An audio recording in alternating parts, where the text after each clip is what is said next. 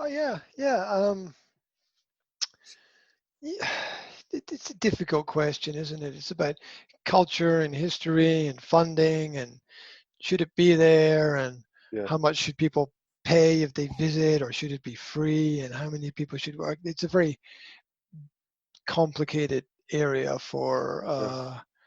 for discussion. And theoretically, it's good that it exists, and especially in countries like Slovakia that have a long and difficult recent history of the Yeah. last 100 years, and that's why I think in many ways people in Slovakia are far more awake to certain problems than other people, because Yeah. other people are sleeping because they were born into a culture where they had everything and they grew up being given everything, and now they think that they should have everything automatically, and that sense of entitlement leads to laziness, and laziness leads to corruption. And as I've always said, the east moves west and the west moves east. Yeah. Yeah. Yeah, and it's the pendulum swing of history. So so it's all very it, it's all very interesting in a cultural context there. And also Yes. these these elements of technology will affect how people act and interact. It'll give people some. See, the positive side for me is the educational aspect of the tool is huge. The ability to Mm. travel anywhere and see anything almost instantly has great advantages.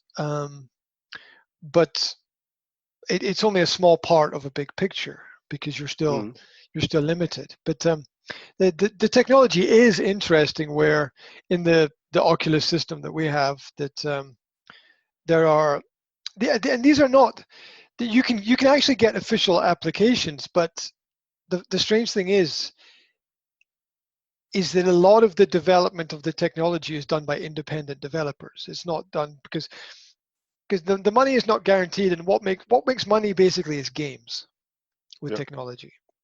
So the big companies are all making games and trying to Yeah. integrate the technology into the games because that's what people buy.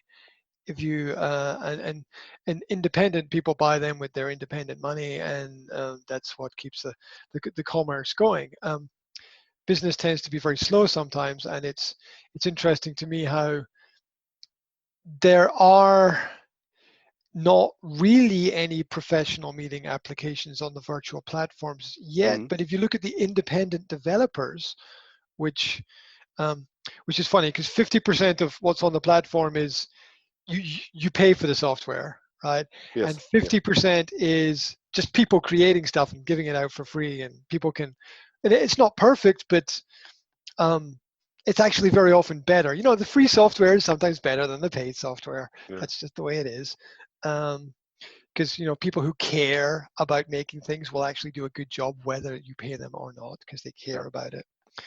And so the newest technology, which has come out like in the last 2-3 months, is just developers creating these virtual meeting rooms where people can any document you have, you can scan it and put it in there, and you can have it, and you can give it to other people as well, and they can have a copy of it, and you can copy it just by pressing Yeah. the digital copy button, and it creates another copy for everybody. And um, it's it creates an opportunity for, I would say, basically the selling point is saving money. You don't have to if you live in 4 people in 4 different parts of the world, you don't have to spend time. You save Yeah. money, Yeah. you For save sure. time, and you can all be in one little space, and you can have you can have your meeting. Now, the negative side of that is some people love to travel, and you're not in the same physical space, and there's also a security issue as well, because the question is how safe is digital information? How secure is it? But it's not secure at all. Yeah. No digital information is secure. Anything that is virtual or digital can be hacked very easily. Um, but like it's interesting for me that I can use it with my kids, and big businesses are not using it. I mean, that I just find that really bizarre. Yeah, and I think it's just the slow process of thinking of the sort of commercial Western culture, which it hasn't upgraded its mindset. Yeah. Mm. And maybe it won't. There was a report. I can't remember which organization released a report. I can find it, but it was a report done for the American government at the beginning of 2019 that Mm. studied the technological abilities of average people in different countries, because it was a projection for the future, like how will we go forward. And what they discovered was that countries like Britain and America were 10 to 15 years behind people in Asia in terms of Yeah. their abilities and uses with digital technology. And the gap was getting bigger. Yeah. And that if the West didn't jump into digital technology very quickly, they would have a problem in the next level of business development, which is the contradiction of growing bigger through using smaller technology. Yeah. Basically, the nanotechnology. And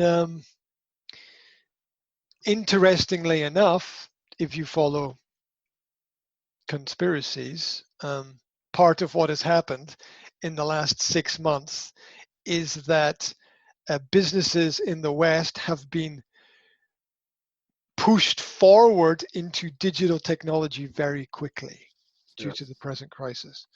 And that's it. It's interesting to tie all these little pieces of information together, which means that those who understand the digital elements will succeed and survive and move forward, and those that don't and try only to use the old way, and maybe the old way was better, I don't know, but they want more As you were platform. talking, I think that still will be balanced. Yeah, that's a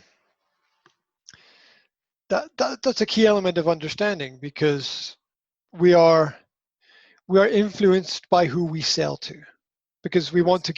to keep those people happy, because if they're not happy, they won't buy the product. And there's also there's sort of the craziness of, I think, a generation gap divide between, let's say, our generation is almost in the middle. You could argue it's stuck in the Yes. middle. We're stuck in the middle. The people who came before us didn't really have the digital technology. Like, if our parents can use email, we're lucky, Yes. right? Right.